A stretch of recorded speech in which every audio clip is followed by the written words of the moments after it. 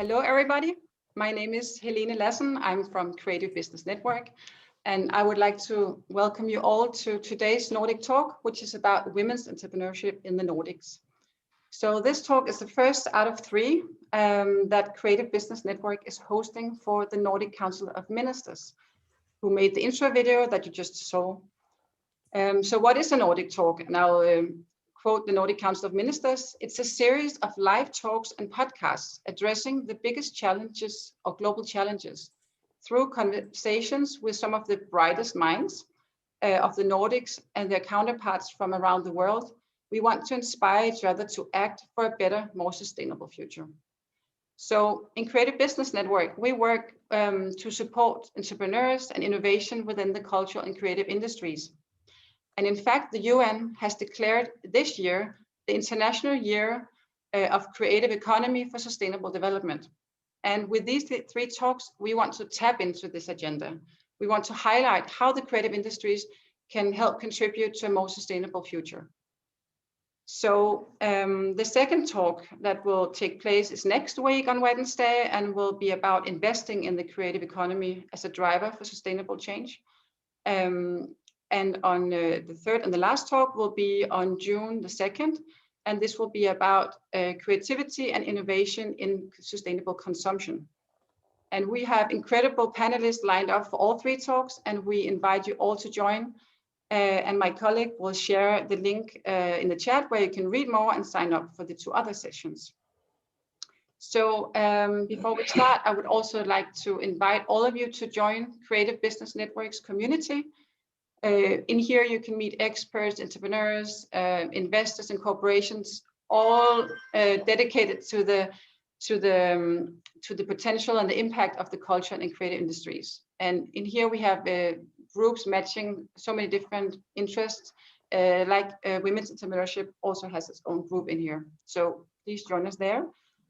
And then to the important part, to moderate today's session or Nordic talk, we have Anniken Fjellberg, and we are very honored to have you on board today. Anniken is a serial entrepreneur. She's an angel investor, and she's running an entrepreneurial hub in Oslo.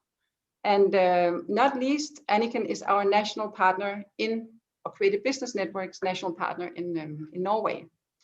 So I would like to thank you so much, Anniken, for being on board today, and not least our incredible panelists, Helga, Jenny, and Bunji. With you on board, it can only be a blast, and I'm looking forward. So over to you, Anniken. Thank you, Helena. I'm very honored to be here, and you're absolutely right. This is a fantastic panel, and it's a very important topic that we are discussing today. It's a topic that is very close to my heart and also the hearts of the panelists. We are all feeling this every day, and we know that the statistics of the Nordics is not the way that we would like it to be. There are far too few women entrepreneurs in the Nordics, and we are lagging behind the rest of Europe. The reason why is multifaceted, we can say, but we need to dig into this topic and learn more about it and see what we actually can do. So during this talk today, we will discuss this. We will also base some of our discussions on a report that was newly given out called Female Entrepreneurship in the Nordics 2020 by Nordic Innovation. And we'll come back to that in a minute. But before that, we'd like to introduce the panelists. And they are strong women in each of their fields. And at the end of this talk, we will try and summarize some of our tips and to-dos in order to be able to change this pattern. So first of all, I'd like to welcome you, Helga. So Helga, you are the founding partner of Crowbury Capital in Iceland. You sit on various boards, and you've been in venture capital since 2009. You have lived on 7 different continents across countries in 3 continents. You're educated from both Harvard and London Business School. So you're sitting in the middle of this industry that is one of the factors that are really important for women entrepreneurs. Tell us a little bit about how you landed here. Yes, I think entrepreneurship has always been very, very close to my heart. And I remember when I was at business school, I took all the entrepreneurial courses I could because I thought it was such an exciting topic. My grandfather was an entrepreneur, and I worked with him and I saw how he built his business. So I've always had a tremendous respect for people that just have good ideas and put their energy to work to change the world. And when we founded Crowberry Capital in 2017, that was exactly what we were doing. There were 3 of us that founded Crowberry Capital, and we all 3 just happened to be women, but more importantly, we were colleagues. And when we founded Crowberry, we didn't realize it was special to be a woman in founding your own firm. And then once we'd started Crowberry Capital, a lot of female entrepreneurs sought us out because clearly there was a problem among those female entrepreneurs getting heard. So today, Crowberry Capital has invested in 15 companies, and 5 of those companies are led by women. So sort of 33% of our investments are by female-led founders. And I think that's quite unusual. But for us, we invest in companies because it's a good business decision. And we really believe that everybody should play in the same league. Men and women should be part of the same fund, and they network internally and externally and help each other. So that's part of our philosophy. But I think we didn't really feel the problem of female entrepreneurship until we founded our own fund and we started meeting women, because originally we thought it's a pipeline problem. Women aren't starting businesses. But we've been sort of nurturing the pipeline. And I don't think it's a pipeline problem. I think it's an access problem. I think you're right. And I look forward to discussing that. Yeah, exactly. That's one of the things I wanted to discuss. And also wanted to thank Creative Business Network for including me in this fantastic panel. And I'm really looking forward to hearing Jenny's and Winge's thoughts as well. Yeah. Agreed. So let's go to you then, Jenny. You are thinking outside the box. You are a creative designer, a serial entrepreneur as well. You create brands, and your company, A Design in Finland, is where you create from. You have worked with multinational celebrities like Snoop Dogg, for instance, and many others.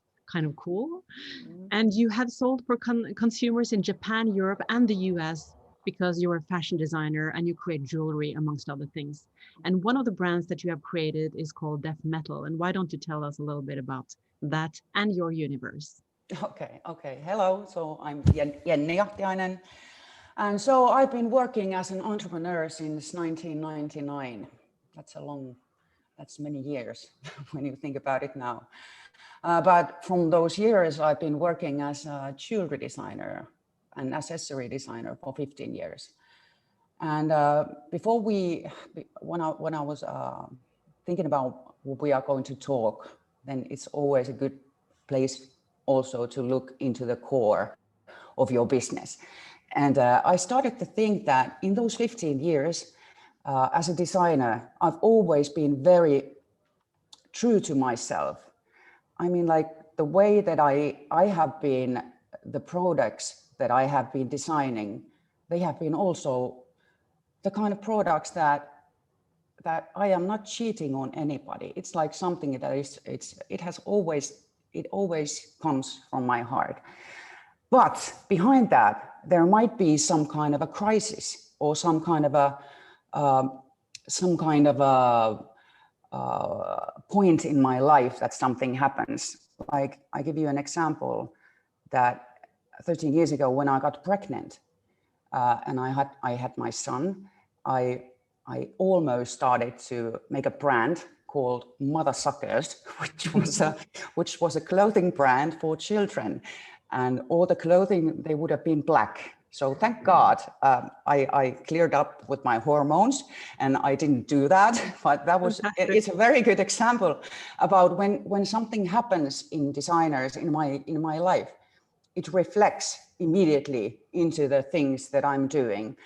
And next very good example about that is also my newest brand, which is called Deaf Metal. So 2018, I lost my hearing and I got hearing aids. And when you're working as a designer, focusing on aesthetics, focusing on visual things in your life, the second I got the hearing aids and put them behind my ears, I felt that I didn't feel shamed, which is one very big problem with hearing aids. But what I felt was that these new medical looking devices are going to be a part of my life for the rest of my life. So it was only logical and very natural for me to start to tune up my hearing aids a little bit. And this is amazing that it took me only 4 days to invent the core of my death metal, my newest brand. And it was a little holster that I innovated around the hearing aid. It was leather then, because I've been using leather very much in my previous life as a designer.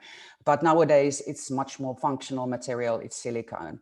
But yes, so there I always told to people that when they ask me that, how was it born, how death metal was born? And I've told everybody that, okay, there's a price for everything that you do. So this is like losing my hearing is a price that I have to pay for this brand. And we are internationalizing. We are really fast growing internationally, and it's amazing. But it's a totally new innovation. And actually, in a Creative Business Cup, that was the place where we started to collaborate with Creative Business Network. So on my behalf, thank you also for being in this conversation. That's wonderful. So it's a very good example on how you actually oftentimes become an entrepreneur or a founder of something through a problem that you need to solve in your own life. I think that's the same story for many people that are entrepreneurs, actually. Yeah. But this is a powerful story that you have. So thank you very much for being here. And now, Winji, over to you. So you are actually the global program director of the Cartier's Women Initiative. And that was founded in 2006. And you support women social impact entrepreneurs globally. And you have actually also, you serve on the investment committee of New Wave Ventures, and you've also co-authored a book, and your chapter is about angel investing and self-empowerment. I really love that. And you've been in the capital market for 15 years, and you have experience from, for instance, Goldman and Sachs. So you have a lot of great experience in both the creative and the financial structures. So you work with helping women achieve their full potential. Tell us a little bit about how you do that. Sure. Thank you so much, Annika. And also thank you, the Creative Business Network, for creating the space for us to all share the story of women entrepreneurship. It's really an incredible story that really deserve, I think, more space and greater awareness of women's entrepreneurship impact to society.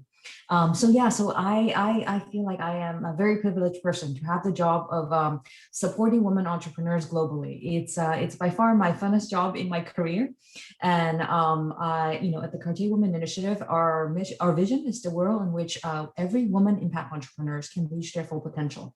And I think I'm with Helga, it's not a pipeline problem. There's many women entrepreneurs out there, and they really need access and greater support networks and a stronger ecosystem that will help them with the barriers that they face. Our mission is to support these women entrepreneurs via financial, social, and human capital support. And these are closely related to sort of the barriers that we experience and see amongst the women entrepreneurs that have been kind enough to share with us their journey. And then our program is across 8 different categories, 7 which are regional, so just regions around the world. And then the 8 categories are as our most recent category that we created, and it's our first global category. And it is specifically focused on women in deep tech and leveraging deep tech to solve one of the UN SDG goals. So we're very excited of this category, and it has been really inspiring to meet many of these just incredible women scientists and tech entrepreneurs who are in really the deep tech space. We do the work of the Cartier Women Initiative via 4 main pillars of work. First is our award, and the award has been around for the longest, so as you have described, since 2006, and it's how we started.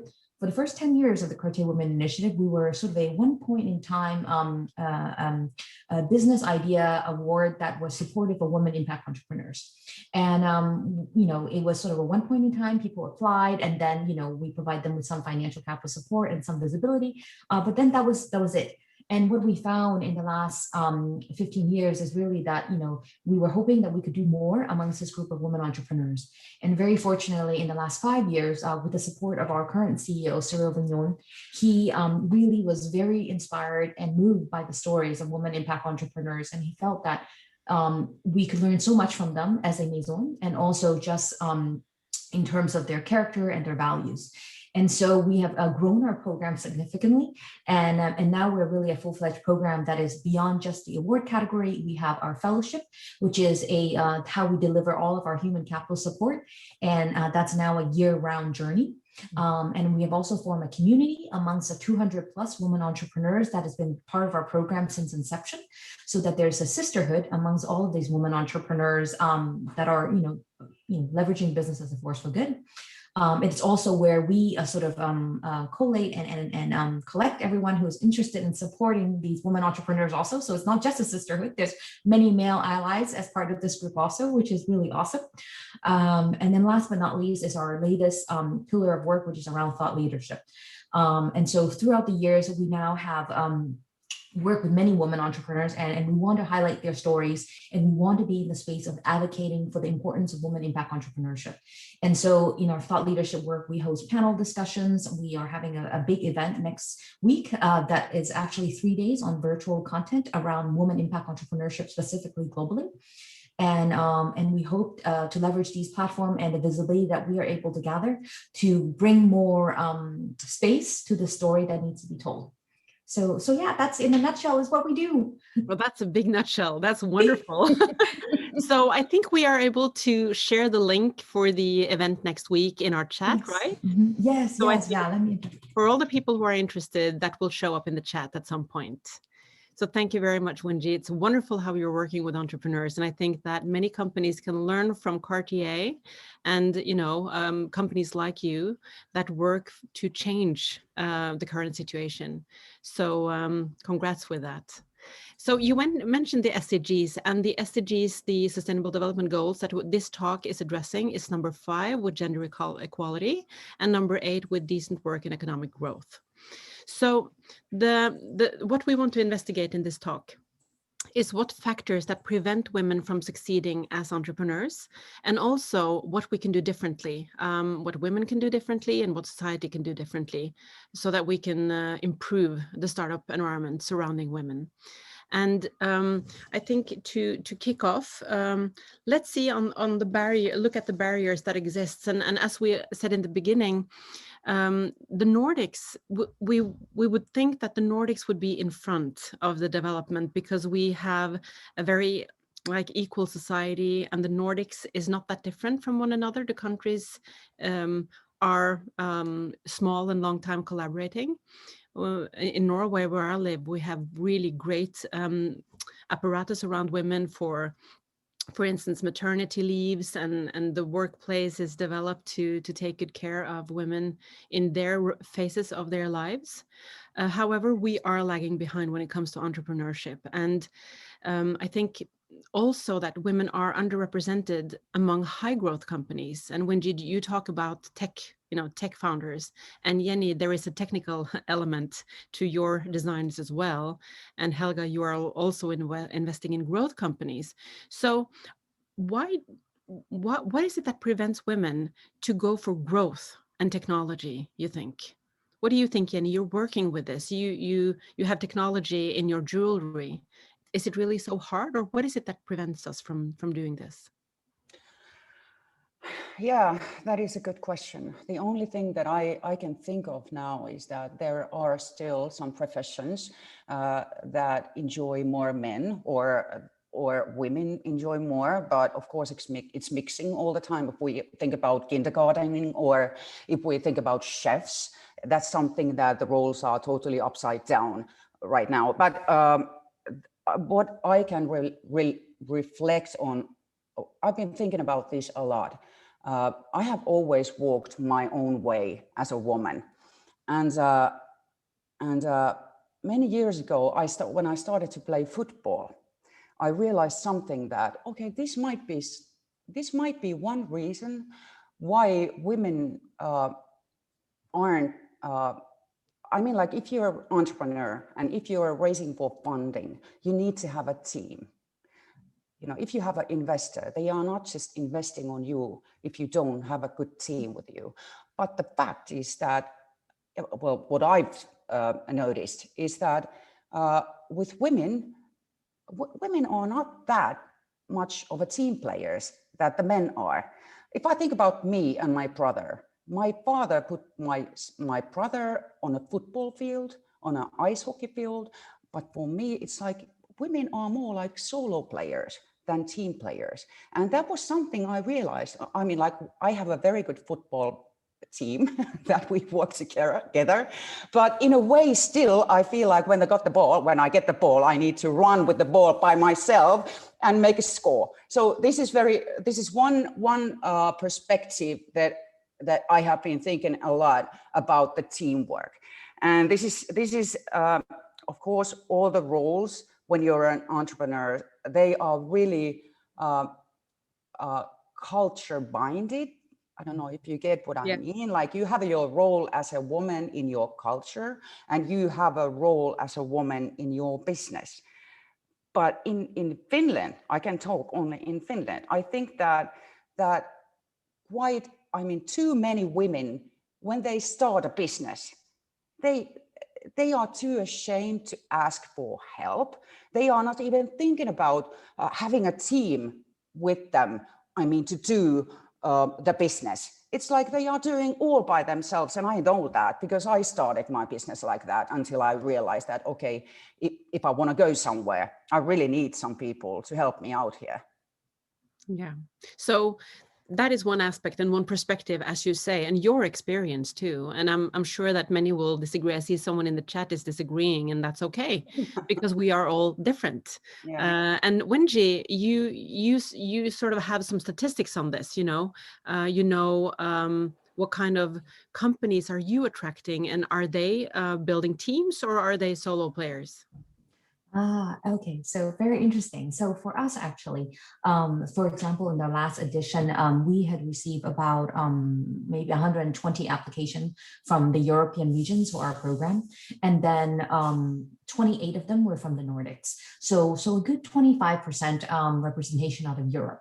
And what is really interesting, I think, for us amongst the Nordic women entrepreneurs is actually that when we look historically and across all of our editions of the program, many of them were successful in becoming a fellow in the program, which means that they were the top 3 of the region.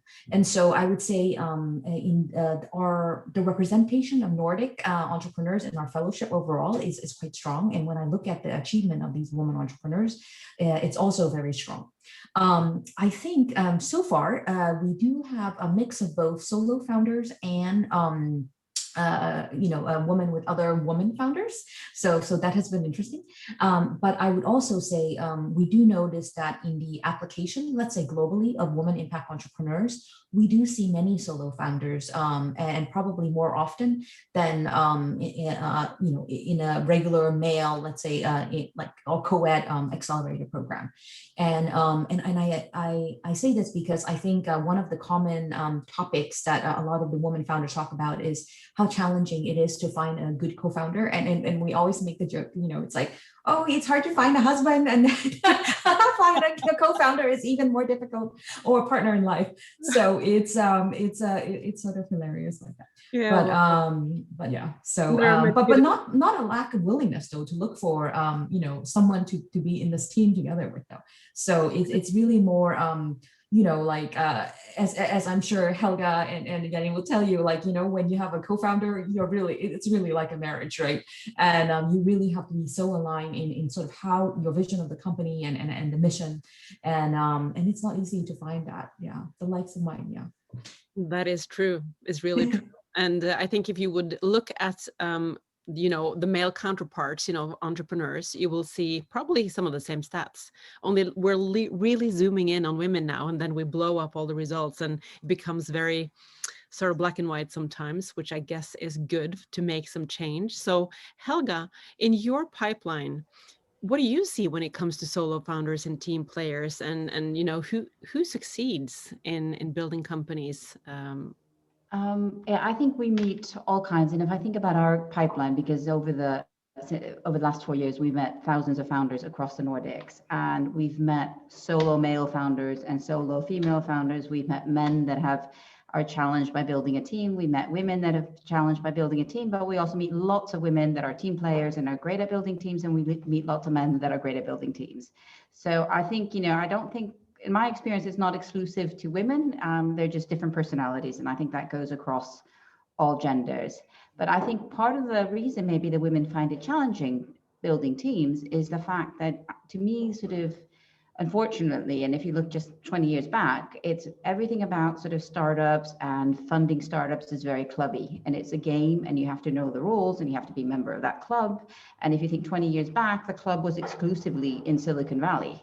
And this club has opened up and is becoming more diverse. And, 20 years ago, all the most valuable companies came, you had to have been at Stanford, you had to know the funds in Silicon Valley, and that's how you built Facebook or Google or something like that. And in the last 10 years, we see a lot of valuable companies being built around the world. We see sort of unicorns coming from Romania, a lot of unicorns coming out of Nordics, even Iceland. And so I think that the club is opening up, but it's still very much a club. And you find team members within the club that are kind of, and I think it's a challenge for women to learn the rules of the game so they can be members of this club. And it's about sort of, I think our role as women is maybe just like disrupting this club and making it more inclusive. And there are lots of things that can happen. For example, if you notice, like, jobs for startups or scale-ups or funds are never advertised. So nobody knows how to access this club, and people hire their friends. And it's not good for business because your best friend is not necessarily the best CTO. So I think you can be more inclusive if you advertise jobs. And for example, Crowberry, we were hiring a CFO, and we knew lots of people that would be a good CFO, but we just decided we're just going to advertise this job across the Nordics, and we're going to hire the best person. So I think, that for us, and we got loads of applicants, and we went through a hiring process. It took longer, and we found a fantastic person who was not part of our network or the traditional quote unquote startup club. So I think we have to have a more inclusive onboarding process. And also, I think we have to be more open about the rules of the game, so people understand how to start a business, learn the rules of this sort of startup club, so everybody can be part of it, because that's how we're going to find the best ideas.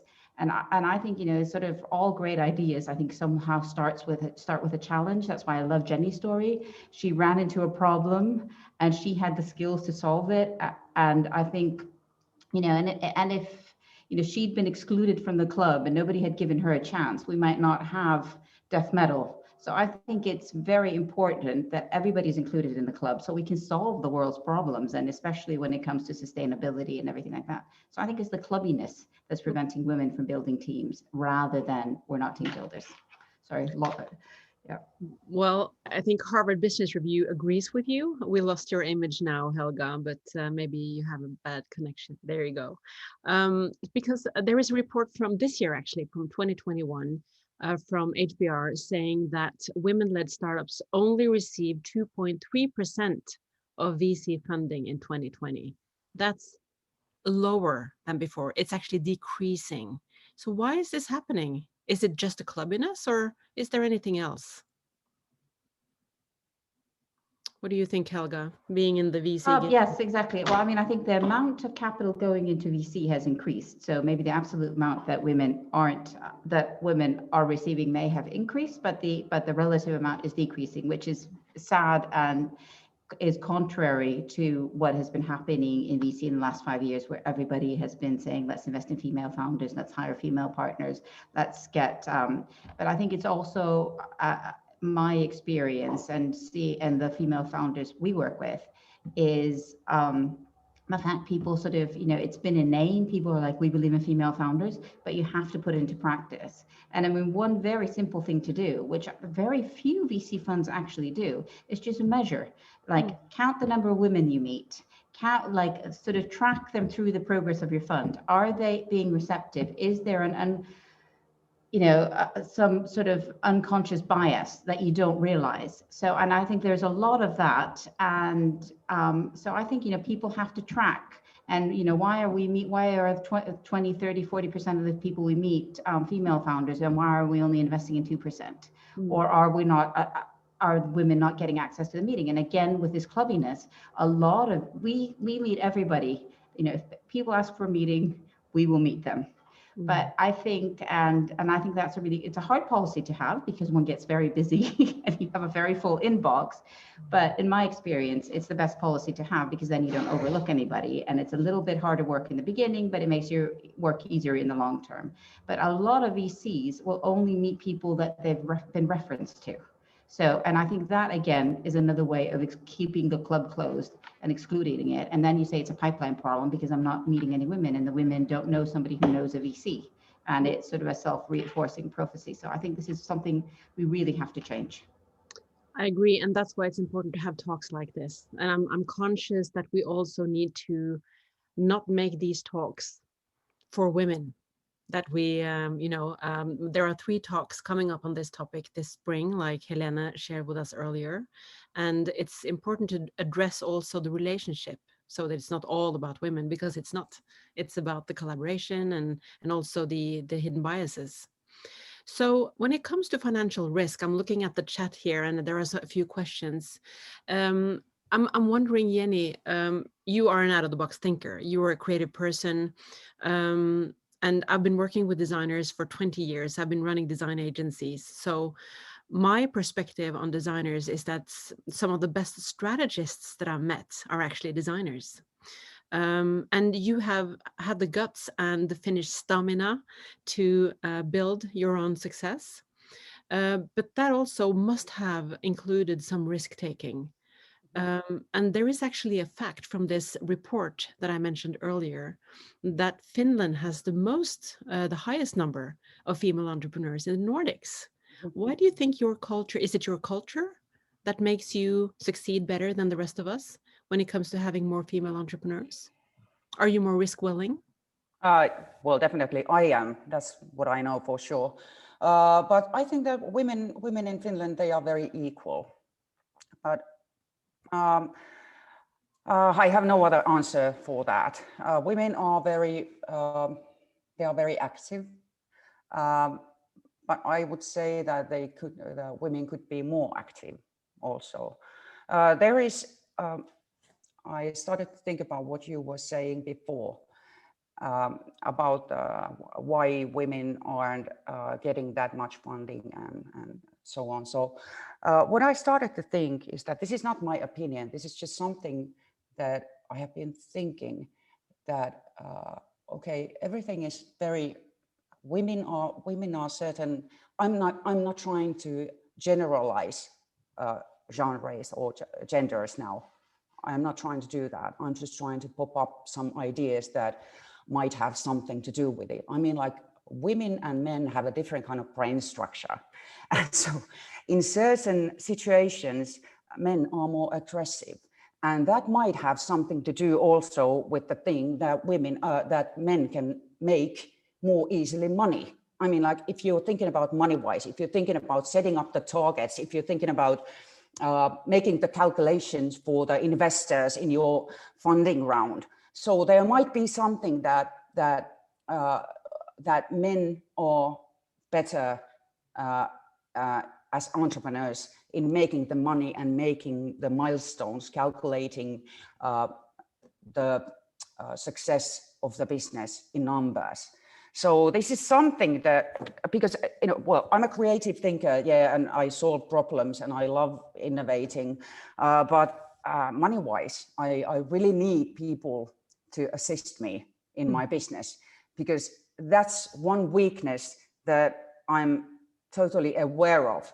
And so I need to, I'm strong enough to say it aloud. So I have people that are helping me to actually make the planning for the money. That's a very good thing to have.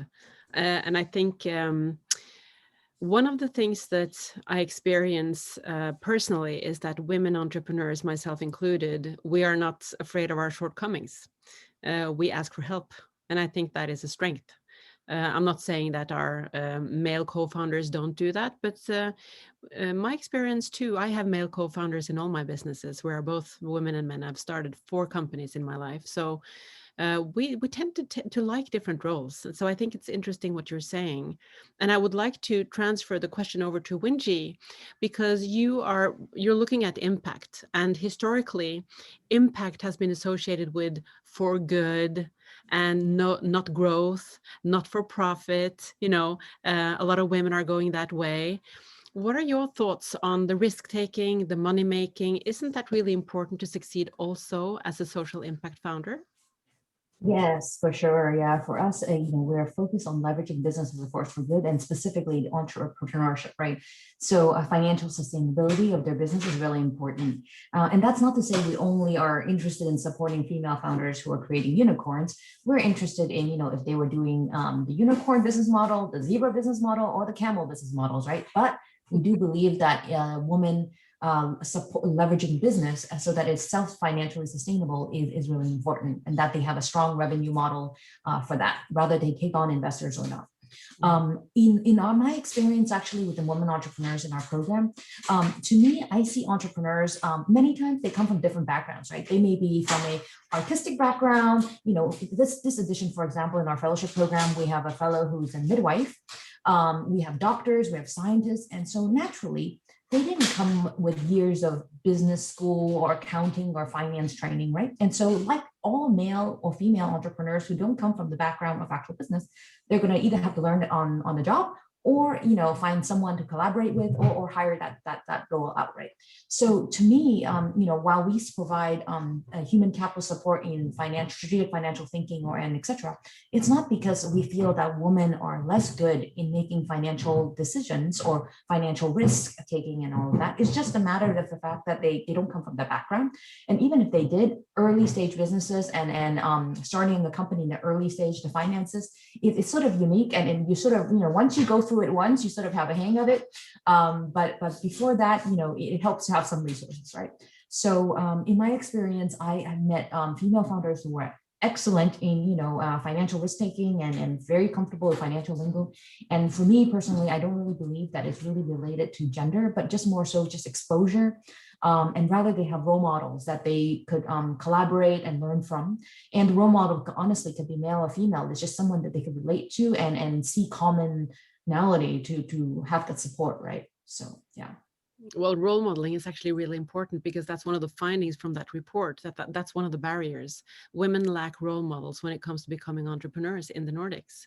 But Helga, on Iceland, where you're located, you have a very strong tradition for female leadership, both in politics and in finance. And one of my previous colleagues in Creative Business Cup in the global jury was almost becoming your president a couple of years ago, Hadla Thomasdottir. And she was also a strong woman in finance like yourself. How is it that Iceland has managed to build such a strong female community in finance? Yes, well, I think maybe we have I think Iceland is leading in the world in terms of gender equality, but we're still not there. You speak to the women in finance and they will say we're not completely equal either. And I mean, I joined a venture capital fund in 2009. I was actually the first woman to work as an investor in venture capital in Iceland, because it had just been a male-dominated field. And one of the reasons I think they decided to hire a woman, because we had Hadla Thomasdottir, who has worked with you and who ran for president of Iceland. She, in 2007, then finance was completely controlled by men in Iceland. And then she started her own financial firm and said, we need to have finance for women. And so she got a lot of female investors involved and a lot of female customers. And then I remember when I was hired to work for a venture fund, I'd been working in the startup space. It was like, well, we need to hire women because Hadla has shown that women make good investors. So I got an opportunity because of her. And I think it's very important for us to, as women, to make sure and move the message forward. And now it's really interesting And then I hired 2 women. We started our own fund. And now the other venture funds in Iceland are all hiring women because our fund has done well. And the people that invest in our fund saying that, you know, women are clearly very good investors. And so all the other venture funds are hiring women. And it's been really interesting. So that's kind of a fun fact. So I think, you know, for me, Hatla was also wonderful because I remember I didn't know her very much at the time when I was hired as an investor into this venture fund. And I remember when I was hired and then I became managing director of this fund, the day I became managing director, she sent me a big bunch of flowers. Did not know her very well then, but she just said, anybody who's hired to be a CEO of anything, if she's female, I send her flowers. And I think there are little things, and nobody knew about this. She didn't publicize it, but it was very, you know, I was very touched by that. And I think this is how we support each other. And this is something a woman would only think of, is sending flowers somehow. And I think, you know, and I think it's these things that we can do to help each other along the way. And nobody's going to change the world, you know, nobody is going to be as concerned about gender equality as we are. So I think it's up to us to change things. And I think we do that by supporting each other. And maybe further on this conversation of team building is that one of the things that women are really, really good at, as Jenny articulated and Winji articulated, is the self-awareness. And because we are self-aware of our shortcomings, we're also very empathetic to how we can help others. And I think this is really a skill that we should use as founders, as investors, and as sort of females. I think it's a really strong story. And when you pair it with the insights that we shared earlier from Harvard Business Review, there's also been comment in the same article that only about 12% of decision makers at VC firms are women. And there is an older report saying that VC firms with female partners have better exits for female entrepreneurs than those with only male partners. So do you think that one of the important to-dos is that VC firms and investment companies are conscious to have more female partners? Definitely. And it's been really interesting. And I think there are all sorts of movements around the world, like there's All Raise in the States, which is sort of led by female VCs about having more female partners and looking at female founders. There's the $1 Billion Club, $1 Billion Fund for Women, which is an initiative to get VC funds to invest more in women and educate them about how to onboard female founders. And one of the important elements of that is that you have, you know, both genders are sitting around the table and really making the decision. And it's not enough to hire a female associate who does all the work and gets none of the glory. I think you really need to have general partners. And there was an article in Sifted. I don't know if you know that publication. It's a publication about technology startups founded by the FT. And it's a really, really good publication if you want to learn about the rules of the game and see what's happening in startups. But yesterday there was an article there about the 100 partners in Europe, the 100 female partners in Europe that are decision making and that are investing in startups. And what was also really interesting is there were sort of profiled a few funds that were actually founded by women. So if you're not making partner in your fund, just quit and found your own fund. Well, that is really exciting, I think, but we need to educate our sons and daughters on how to do that. So, Winji, is that some of what you teach, how to fundraise? You're also on investment committees. How should we go about, you know, attracting more women to start funds and to work with deploying financial means to where they need to go? Sure. So in my work with Next Wave Venture, we are a social impact fund that's specifically investing in women founders, and actually it's a really interesting model. And so the fund has about 99 investors in the U.S., and many of them are first-time angel investors, and then there is 10 leads for the fund, and so I'm one of the leads in the investment committee for the fund. And basically, what we do as the lead is we do deal search, and then we also do due diligence on the portfolio companies that we invest in. But during this whole process, we mentor, whoever within the fund that are LPs who are interested in the deal to go through the entire journey with us. And so, so actually, yeah, throughout the early years of the fund, the first 2 years, when we were doing due diligence and looking at companies, many of the LPs are involved with us. And then eventually, many of the LPs also sort of then start on doing angel investing on their own, or actually many have actually started either angel groups or funds on their own.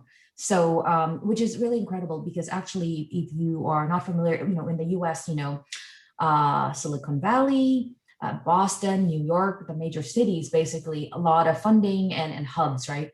But all across in the middle of America, there's still many cities that are also trying to launch startup ecosystems, and also have many investors who are interested in supporting their local entrepreneurship ecosystem, right?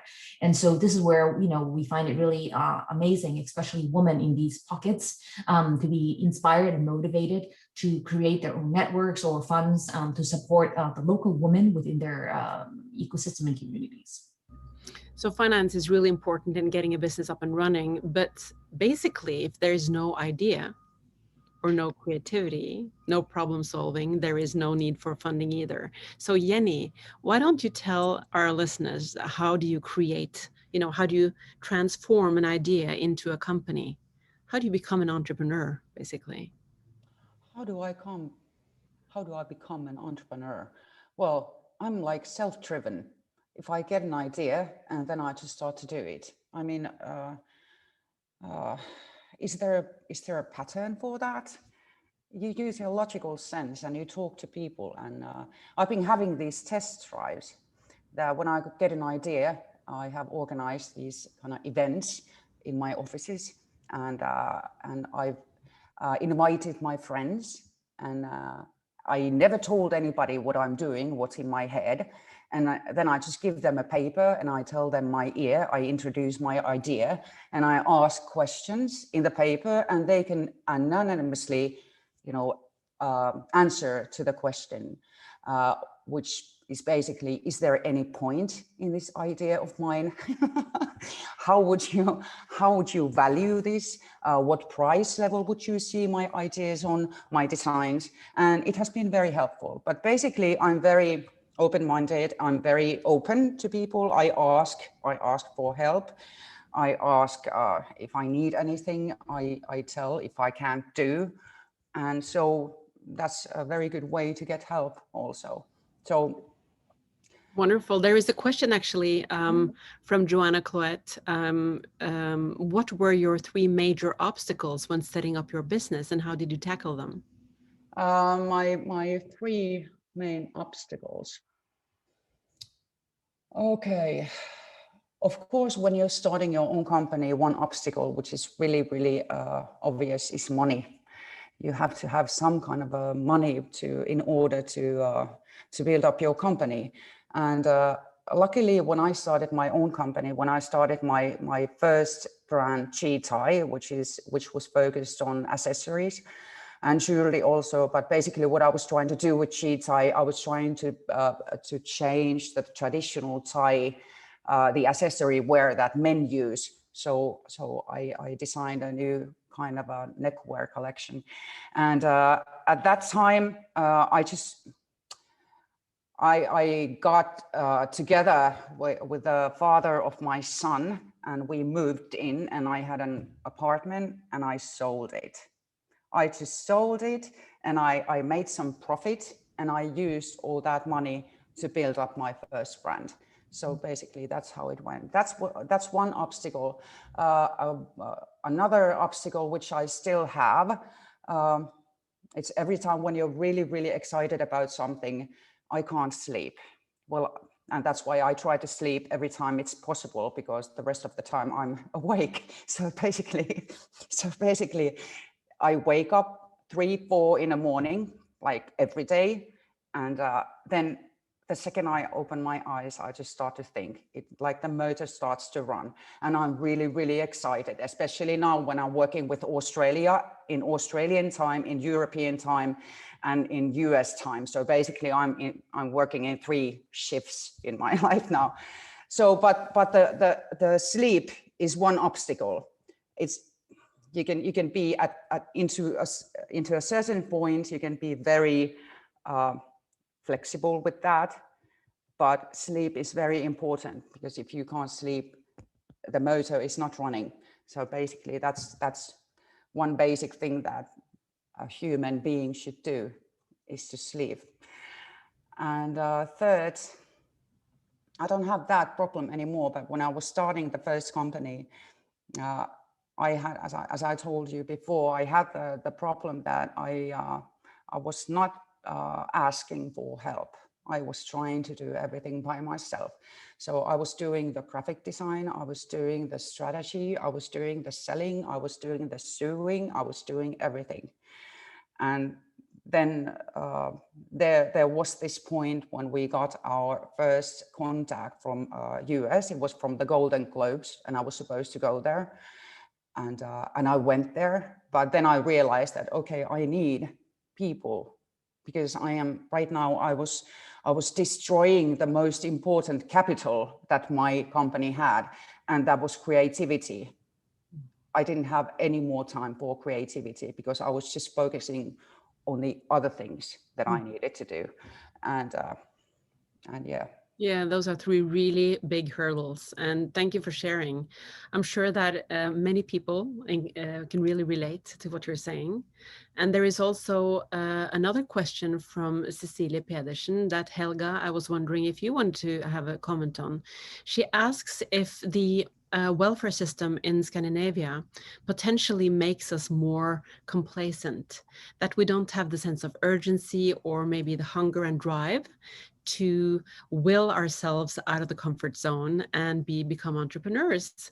And I mean, most of us remember the financial crisis also in Iceland back in the days, and how you rose again as a nation, because you are one small island, and what you live in, you have to create. Maybe it's different for you. What do you think about this comment and question? Sorry, unmuting myself. I think it's a really good question. And I think the sort of social system in the Nordics is also our strength, because it kind of makes it easier to take risk. I know a lot of women in, for example, in Anglo-Saxon countries, the UK and the US and other countries, is they're afraid to quit their job, because then who will pay for childcare? Well, you know, in the US, will you lose your insurance? If you go work for a startup, do you have like the great insurance that you had with like your corporate? So I think the fact that you can take a risk, I mean, and I think it's a great strength for female entrepreneurs that here in the Nordics, we have high quality subsidized daycare, because a lot of people start their businesses between 30 and 40. And if you're constantly worrying about who's going to take care of your children and can you afford the right daycare if you're working, I think the fact that we have this subsidized daycare is fantastic, you know, and that's why there's such a high, and I think it's one of the keys to gender equality in the Nordics. And also the fact that you have a national health service in the Nordics and have a very good health service means that you're not afraid to quit your job to start a business, to, you know, you're not going to lose your health benefits or health insurance. And I think those are two great assets. You know, maybe things like unemployment insurance and things like that, I don't know if they can be a hindrance. I haven't really thought about it.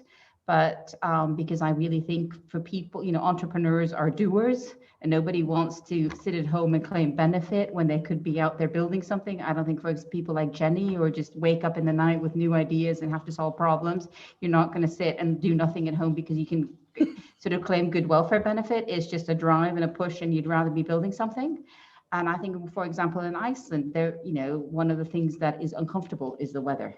We live in very harsh conditions, and we're used to navigating harsh conditions. We're used to navigating, you know, we just had a volcanic eruption. Prior to the volcanic eruption, we had earthquake. We had about 90 earthquakes this winter, and everybody just like, we don't worry about natural challenges. And I think in some ways, economic challenges and force majeures like the financial crisis or COVID are just challenges that you have to overcome. So I think, you know, for example, Iceland is a very entrepreneurial culture. And I think it's just because we're kind of used to doing what needs to be done to address a challenge.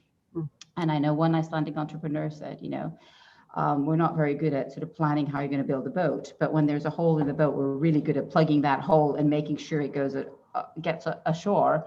And I think a lot of entrepreneurship is about resilience. You have an idea and you have a vision, and then you have to acclimatize yourself to whatever is happening in the market. And all the sort of entrepreneurs I've worked with, nothing has gone according to plan from A to Z.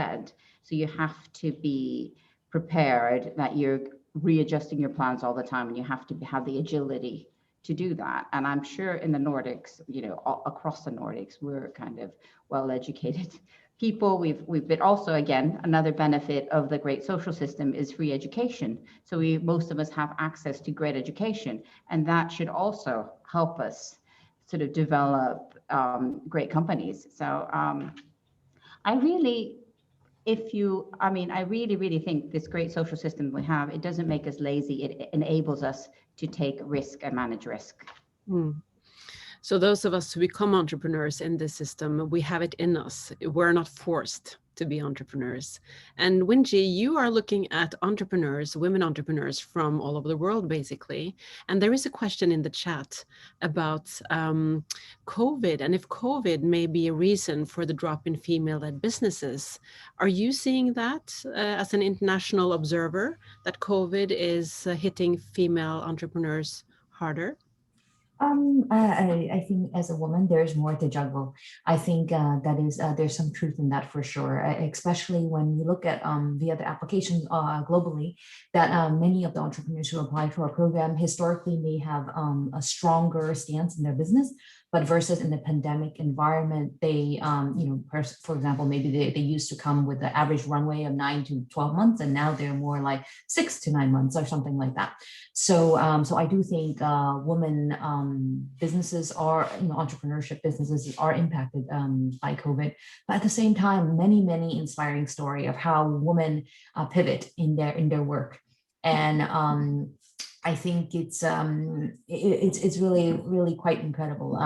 Quite a few of the entrepreneurs within our program, even during the time we've gotten to know them during the fellowship, has pivoted their business because of the pandemic environment, and how women leverage the creativity that they have, like that Jenny mentioned, as one of the 3 most important things. Yeah, it's to make sure you have a strong supply of. I think in the moments of challenge, many of them really rise to it. So has really kept us as a team at the Cartier Women Initiative, and as the Cartier as a Maison, just ever more inspired to support this work. So when you talk about Cartier, you're in the fashion and an industry that is very much loved by all people, but especially women. And also very male-driven historically, the fashion industry and the luxury industry. And this is Creative Business Network. So this is about also creative entrepreneurs. And I myself, my entrepreneurial activity has been design agencies and creativity. So this is also right now one of the fastest growing industries in the world. And I'd like to hear, how can we, one of the things from the report is, the suggestion they make is that we need to remove competitive disadvantages in industries where women often operate as entrepreneurs. So how can we make it easier for women to become entrepreneurs in male-dominated industries? Wenji, do you have any thoughts on that? Yes, well, actually, Cartier ourselves, we have really made a very concerted effort around diversity and inclusion. And so actually our leadership globally is a fairly gender balanced. So we have many markets where the CEO of the market is a woman. So for example, in North America, for Mercedes Bramo, our Russian market is also led by a woman, or our Japan market also led by a woman. And we have many women in the pipeline towards the CEO role along with male colleagues. And so I think in that sense, I think as a luxury maison, we have sort of done our work and commitment in ensuring that the leadership will change and evolve over time. And then in terms of entrepreneurs overall, I think it's really providing more support within the ecosystem and also to tell the story more. I think the importance and contribution of women impact entrepreneurs and women entrepreneurship in general to society. It's a story that I think many people resonates with once they learn about it. And I think if I had sort of one piece of advice for the audience, in terms of how to support women entrepreneurs, I would say as an individual, make sure that, when you're making your consumer decisions or business decisions, that, there's a great gender and diversity representation in general to who you're considering. That's wonderful. And I want to address those of you tuning in and listening to this talk. We are closing in towards the end of the talk. We're having like 10 or so more minutes, and we're open to answer your questions. So please do use the questions and answers function to write your questions to us and the panel. And you can also raise your hand if you want to. And in a minute, I'll go my round with the panel to ask what your, best advice to, make it as a female entrepreneur or investor in a while. But now we had a question for you, Winji, in the chat. I would like to ask Winji if she believes that there is a double discrimination of being a woman and a social entrepreneur, and how does one deal with that? Good question. Yes, it's possible. Certainly, some women entrepreneurs who have been part of our program have faced this, and sometimes when they face that the fact that they're creating impact business, they naturally think, oh, there's not going to be a sustainable return to this, or that you're women entrepreneurs, then there may be additional biases against it, and so it is entirely possible. I guess in our work in supporting women entrepreneurs, how we advise women entrepreneurs to deal with it is really sort of to have the conviction that their work is really to create the impact they would like to see in the world. And to me, it means about running a savvy business that is financially sustainable. And I think data-driven results to rather it's investor or customers or collaborators is really important, I think, especially for a woman. And then the other parts about being connected to an ecosystem and a network. So really network consistently, not just when you need it, but just all around all the time, trying to surround yourself with people who believe in your vision and be driven and led by the mission. That is incredibly powerful. I think so many times, we're so focused on who we are and our identities, but in reality, actually one of the most beautiful things I think about impact entrepreneurship is that so often we find very small startup businesses creating such a large impact in the world because they share the same vision as larger organizations or larger corporates who actually want to collaborate with them. And you can really punch above your weight, if you will. And so I would say be driven by your vision and share that generously with many people. Yes. So the ecosystem is really important. And I want to ask you, Jenny, have you an ecosystem around you as an entrepreneur that you're tapping into in Finland? Is that part of the structure that makes you succeed? You are muted, Jenny. Yeah, sorry. Yeah, so the people I'm working with, I'm not sure I quite understood your question. Can you? Well, yeah, there is. So Winji talked about an ecosystem. To me, having an entrepreneurial hub in Norway, we have Norway's largest entrepreneurial hub for the creative industries. It's called 657 Oslo. Yeah. So we try to create, a collaborative environment. So that even companies that may compete in the market, they will collaborate here without giving away their biggest secrets.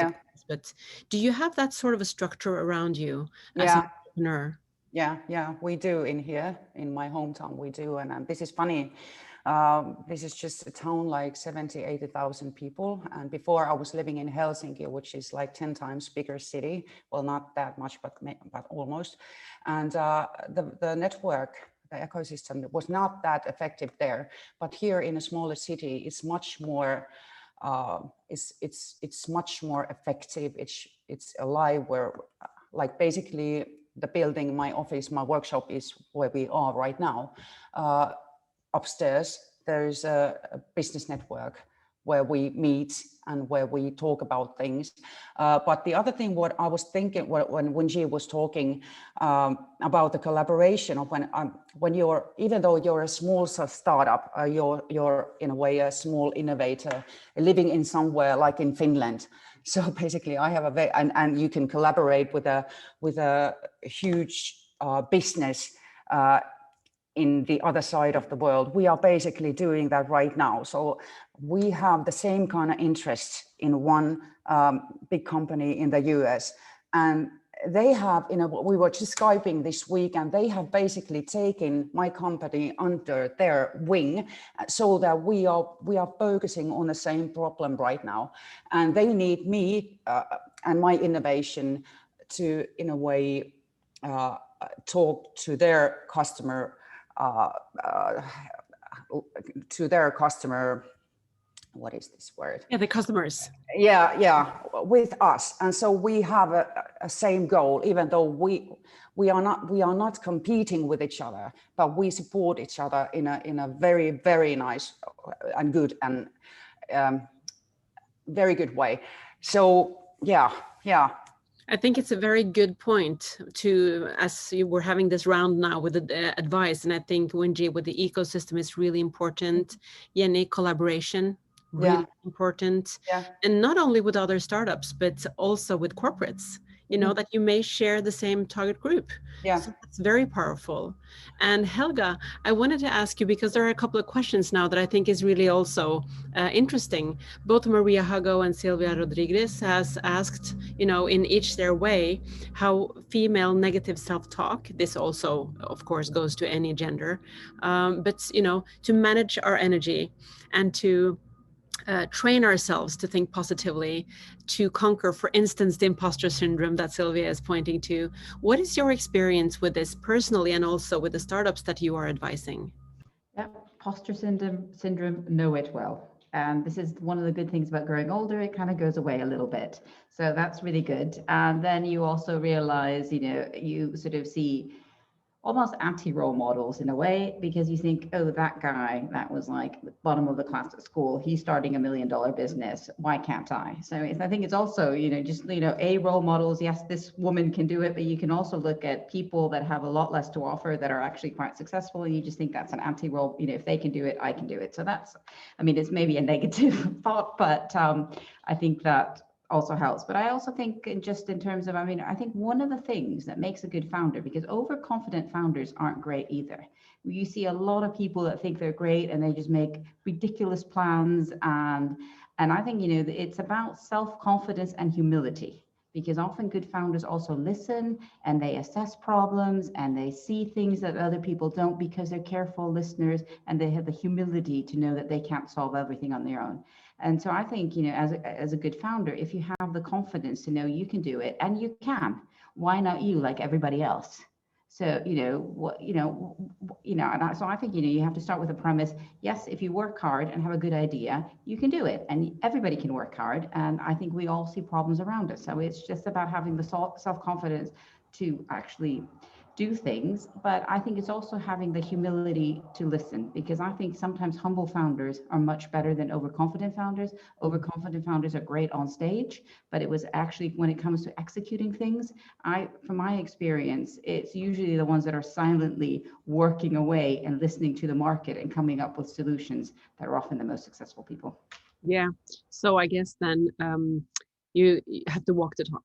And I tend to hear many investors appreciating entrepreneurs who are, doing rather than talking. And many times they actually go a bit under the radar, these entrepreneurs, because they tend to just go about their business and don't shout so much.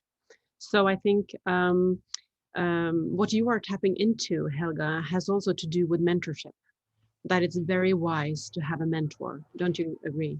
Yes, no, completely. I think, mentors are fantastic. And a lot of founders have also said, the best advice they got was always the free advice, and people that had been there before and done things. And I think especially for female entrepreneurs, if you can't, sometimes you think I have to have a female mentor, but just go ask somebody who's the best in the field that you're going into. And people love to be mentors. People love to give advice, but also pick your mentors wisely, because sometimes also you can get bad advice without realizing it. So, just pick find somebody who's kind and giving. And you also don't, even if you have a mentor, you don't have to listen to everything they said. You get the advice and then you decide yourself what advice makes sense to you. But I think mentorship is very important. And, I know some great mentors out there. For example, a nice story from Iceland is the company that sort of does the cold chain monitoring for all the Pfizer vaccine is an Icelandic company. And they have this software and hardware, and it came out of the University of Iceland that could, measure temperature. And originally they were going to like measure the temperature for food transport or something. And then the founder got a mentor who came from the pharmaceutical industry and said, it's the most important sector in the world is measuring the temperature of pharmaceuticals. And so they've been working away there. And then obviously with the Pfizer vaccine, which is very, very vulnerable to sort of temperature conditions, this company has just taken off. They're called Controlant, and they have this very important job of making sure that the Pfizer vaccine is shipped across the world at the right temperature. But if that founder hadn't had the right mentor, I don't think he would have had this opportunity. So very good point. Very good point. And I think also it's safe to aim high when it comes to mentors, because you may be surprised who actually says yes. So don't sell yourselves short when it comes to choosing a mentor. So we are closing in on the end. There is one more question from Maria. What do you recommend as prep work before approaching VCs? That is a huge question, Maria. I think we could do a whole talk only about that. But do you have any short comments, Helga, to Maria about that? One very useful thing, and we get asked this, is just to have a coffee meeting. Don't go pitch to your VCs. Go talk to them when you don't need money. One of the things is like, these online conferences, and also once we start meeting in real life, is just meet people. And you meet your local VCs and ask them if you can just have coffee and advice. And VCs also would love to be listened to and love to mentor. So we often, maybe a year before a startup comes and pitches to us, somebody asks just to have a coffee and just to get the ideas, what they need. Also, I think the good VCs are have transparent websites, and you can see what they want and things like that. And they often, like Sequoia and Index Ventures, two big funds, they on their websites, they have lots of resources. So that's also a good way to prep yourself. But I think just asking for 15 minutes, half an hour for coffee, an hour for coffee, that often really, really helps. That's great advice. Winji, do you agree? Yes, and actually we have on our YouTube channel for the Cartier Women Initiative, many of the common female founders challenges. If folks are interested in tuning in on imposter syndrome or preparation for ahead of a VC meeting sessions, please feel to tune into some of the content that was created in the past, generously volunteered by people who are supportive of women impact entrepreneurs. So wonderful, thank you. So Jenny, do you have any last words and advice to all the women out there wanting to create their companies? You're muted again. Okay, yeah, sorry. No, I think I gave you my top 3. Very good. Yeah, but there will be. I think that one power that I have as an entrepreneur is that I'm really, really bad in giving up, and I love obstacles. So when you are having the obstacles, any other person could just like give it up, but I want to digest that problem so that I am not giving up. So after a few years, I can think about this moment. Thank God I didn't give up. And that's like a mistake can be a present. It's something that you need to solve. Problem is the same way. They are meant to be just solved, not just like drop on a table and leave. So yeah, I think what you're talking about, Finnish stamina or grit, the ability to hang in there is really important. And that is why it's important you choose a problem that you are really passionate about, because you're going to need that passion at some point. So thank you very much, all 3 of you, for wonderful, wonderful inputs. And I'm sure that all the listeners, including myself, have learned a lot. And I want to give the word back to Helene to close up the session. Thank you very much. thank you. I'm the one to thank you, Anniken and Jenny and Helga and Winji. It was a very interesting and very important conversation, and it could go on for a long time. And I see there's a need to dive into some of the topics that you touch upon, and I promise we'll do so in the future. And if you like this topic of women entrepreneurship, again, I invite you to join our community, Creative Business Network. And I just shared the link again in the chat, where you can find a lot of like-minded and inspiring people. And I also would like you to join our next 2 Nordic talks, and you can also find the link in the chat. So I hope you all enjoyed this conversation, and yeah, I wish you all a fantastic day.